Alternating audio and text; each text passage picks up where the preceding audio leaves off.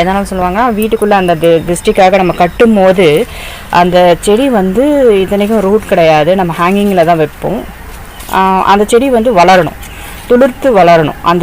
ஏன்னா அந்த வீடோட சீதோஷ்ண நிலை அந்த டெம்பரேச்சருக்கு ஏற்ற மாதிரி அந்த செடி வந்து ஹேங்கிங்கில் இருக்கும் போதே துளிர்க்க ஆரம்பிக்கும். நான் கீழே ஹேங் பண்ணி வச்சுருக்கேன், நான் காட்டுறேன். ஏன்னா இது அந்த மாதிரி துளிர்க்கும் போது வந்து ஒரு ட்ரெடிஷ்னலாக சொல்லுவாங்க, வீடோ அந்தளவுக்கு அவங்களுடைய வாழ்க்கையாளவும் வந்து செழிப்பாக வளரும். அது எப்படி வளருதோ அதே மாதிரின்னு நான் எதேச்சியாக இதுலேருந்து ஒரு செடி எடுத்துகிட்டு போய் கீழே ஹேங் பண்ணி வச்சேன். 2 புது துளிர் 2 அலோவேரா இலைகள் வந்து முளைக்க ஆரம்பிச்சிருச்சு. ஸோ ஓகே, நம்மளுடைய வீடோட டெம்பரேச்சர் லெவல் கரெக்டாக இருக்குன்றதை வந்து நம்ம செக் பண்ணிக்கலாம். சயின்டிஃபிக்காக வந்து அது ஒரு ரீசன்.